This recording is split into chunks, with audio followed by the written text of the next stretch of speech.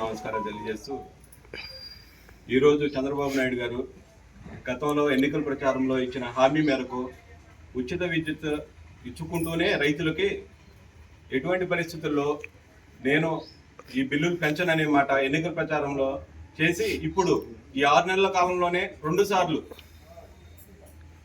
True of ఛార్జీల ద్వారా 15,000 కోట్ల రూపాయలు మనకి భారం పడేటట్టు, ప్రజలపై భారం పడేటట్టు చేశారు చంద్రబాబు నాయుడు గారు.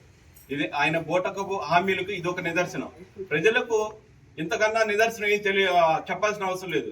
ఎందుకంటే ఈరోజు గతంలో మేము వైఎస్ఆర్ కాంగ్రెస్ పార్టీ ప్రభుత్వం ఉన్నప్పుడు ఎస్సీ ఎస్టీలకి 200 యూనిట్లకి ఉచిత విద్యుత్ ఇవ్వడం జరిగింది. అప్పుడు ఉచిత విద్యుత్ ఇచ్చిన బిల్లుల్ని ఈ ప్రభుత్వం కలెక్ట్ చేయడానికి ప్రయత్నం చేస్తుంది. ఎంత దారుణమైన పరిస్థితి!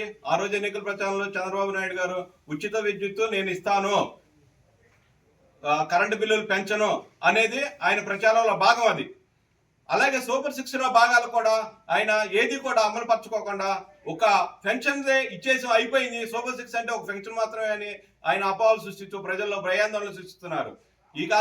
ఇదే కార్యక్రమం ఇట్లాగే కొనసాగితే వైఎస్ఆర్ కాంగ్రెస్ పార్టీ తరఫున చాలా ఉద్యమాలు చేయాల్సి ఉంటుంది.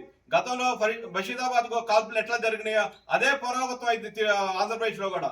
గతంలో అప్పుడు కేసీఆర్ అసలు పార్టీ పుట్టడానికి కారణం చంద్రబాబు నాయుడు. ఈ ప్రభుత్వం ఉమ్మడి రాష్ట్రం విడిపోవడానికి కారణం చంద్రబాబు నాయుడు.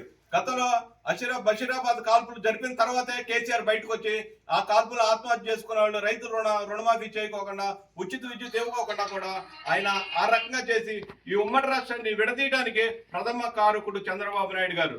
ఆ రోజు విద్యుత్తే ప్రథమ భూమికి పోషించింది. ఈ రోజు కూడా ఆంధ్రప్రదేశ్ లో విద్యుత్ ఈ రకంగా పెంచుకుంటూ పోతే ప్రజలపై, సామాన్య ప్రజలపై, అది పేద ప్రజలపై భారం పడుతుంది అనేది మా ఉద్దేశం.